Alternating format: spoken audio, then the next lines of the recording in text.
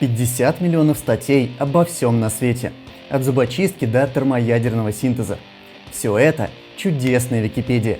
Великолепный сайт, где можно узнать почти что угодно, а самое главное, с научной точки зрения.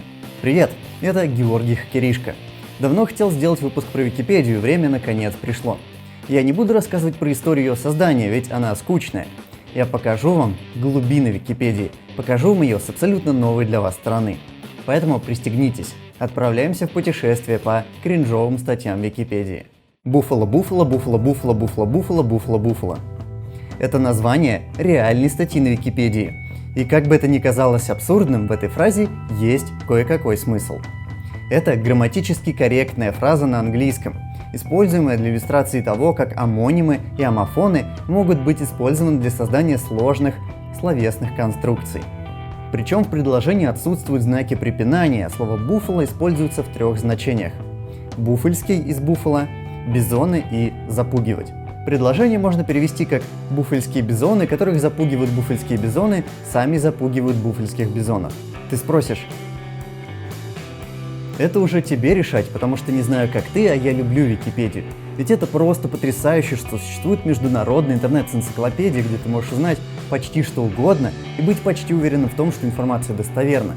Но, несмотря на защитную систему, иногда тролли все же находят способ написать какую-нибудь дичь. Так, одна китаянка 12 лет писала статьи на китайской Википедии про историю России. Она дополняла реальную историю выдуманной. С 4 поддельных профилей она написала несколько миллионов слов. Вымышленные персонажи, сражения, изобретения и многое другое. Главная история, как Московское и Тверское княжество 2 столетия сражались за богатейший серебряный рудник в Кашине, которого никогда не существовало. Но меня куда больше впечатляет история американского подростка, который написал аж 23 тысячи статей в шотландской Википедии. И есть маленькая проблемка. Он не знает шотландского языка. На самом деле это просто катастрофа. Он написал и отредактировал треть всех статей в шотландской Википедии. Он просто брал, копировал англоязычные статьи и коверкал некоторые слова так, чтобы они были похожи на шотландские. Именно что похожи, потому что на самом деле это больше похоже на неграмотный английский, чем на шотландский. Ну, по крайней мере, так говорят шотландцы. А иногда случаются ненамеренные ошибки. Так на Википедии было указано, что Нил Деграсс Тайсон атеист. Он лично исправил это и написал, что он агностик, а через неделю вновь было написано, что он атеист. Случаются и более масштабные споры. Так на Википедии шла ожесточенная битва за MILF. Аббревиатура MILF расшифровывается как «Mom, I'd like to f***». Мамка, которую я бы...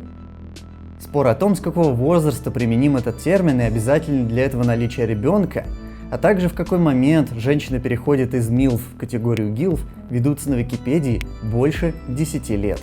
Один из споров, чем MILF отличается от пумы. Пумами называют взрослых женщин, которые предпочитают молодых парней, в то время как MILF указывает лишь на возраст женщины, обычно это 30-50 лет. В общем, редакторы сошлись на том, что наличие ребенка не обязательно. А еще оказалось, есть куча других аббревиатур, образованных от MILF. GILF, DILF, FILF, TILF, SMILF. И не удивлюсь, если есть еще куча других. Так что вот так заходишь на Википедию знать и прочитать, кого можно называть милфами, а в итоге читаешь про салфетки, я не знаю. Лайк, если знакомо. Это очень популярное явление. Называется «провалиться в кроличью нору Википедии». Ты знал, что если в Википедии открыть случайную статью и кликать по первой же ссылке, то рано или поздно вы попадете на статью «Философия». И так будет в 97% случаев. На остальные 3% будет приходиться зацикливание, удаленные статьи или страницы без ссылок вообще. Небольшое отступление. Я хочу отдать уважение закрывшемуся изданию TJ. Я оставляю ссылку на их подборку кротовых нор, в которые интересно погрузиться. А также я оставил для вас ссылку на интерактивную карту Википедии. Так что, когда закончите смотреть видео, не забудьте посмотреть в описании и покликать там ссылки. Там интересно. Здоровая корова лежит на боку, не обездвижена. Она может встать, когда захочет. Без контекста звучит смешно, но эта картинка иллюстрирует статью об опрокидывании коров. Это популярная в некоторых странах байка, которая заключается в том, что корову можно сбить с ног, и она не сможет встать. И якобы жители деревень развлекаются таким образом.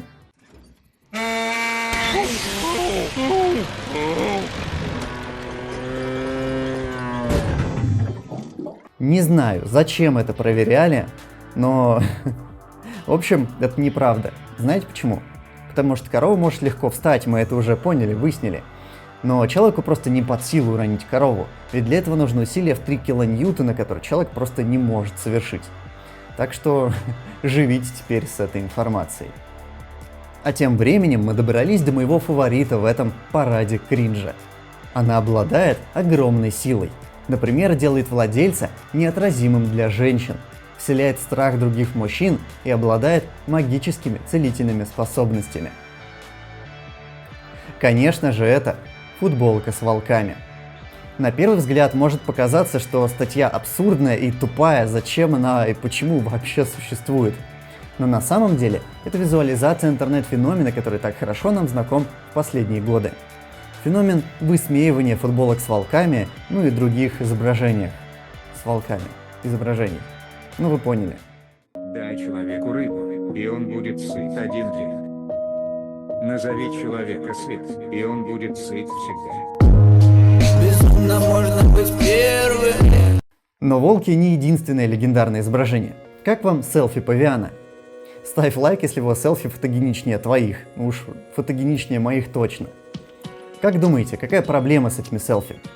Нет, оно не создано нейросетями, как вы могли подумать. Авторские права. Фотограф подумал, что если он поставил штатив и обезьяна сама сделала фотку на его фотик, то авторские права принадлежат ему. Но какие-то странные зоозащитники начали выступать за то, что авторские права принадлежат павиану. В общем, забавная история, которая закончилась тем, что суды определили, животным не могут принадлежать авторские права. Ух уж эти странные человеческие законы. Это тебе не строгие и понятные законы физики. Хотя там тоже есть нестандартные вещи. Как, например, вам статья о физике груди. Из нее можно узнать, когда в видеоиграх начали добавлять прыгающую грудь. И подчеркивается, что речь про неестественную физику груди, когда грудь напоминает прыгающие мячики с водой. Так написано в Википедии, я понятия не имею, как прыгают мячики с водой. Но зато знаю, как прыгает грудь в невесомости. Потому что теперь я знаю, что существует порнографический, научно-фантастический фильм, снятый со сценами, снятыми в невесомости. Ричард Фейнман говорил: «Мир – странное место, вся вселенная – это странное место».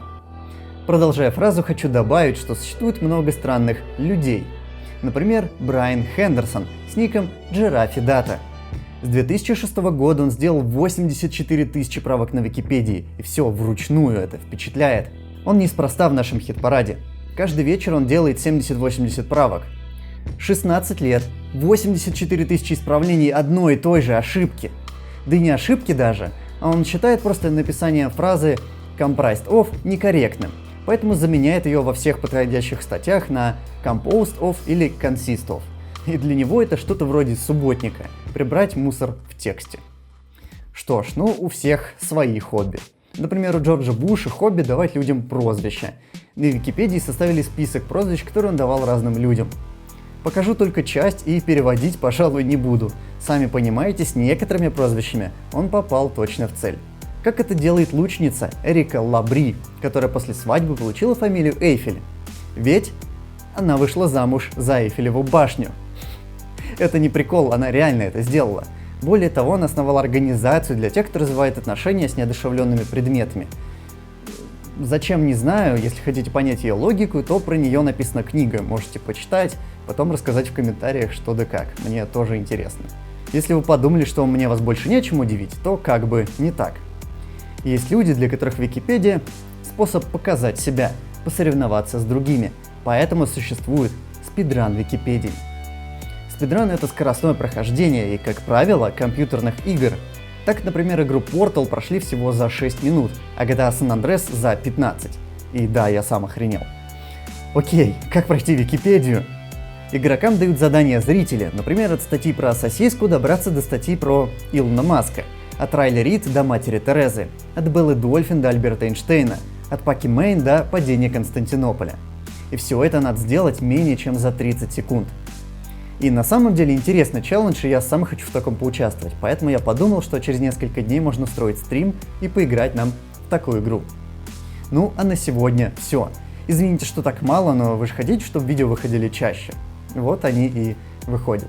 Ну а с вами был Георгий Хакеришка. Пока. Ну еще, если интересно, можешь заглянуть в мой телеграм-канал, там еще несколько интересных скриншотов с Википедии. Тоже посмеетесь.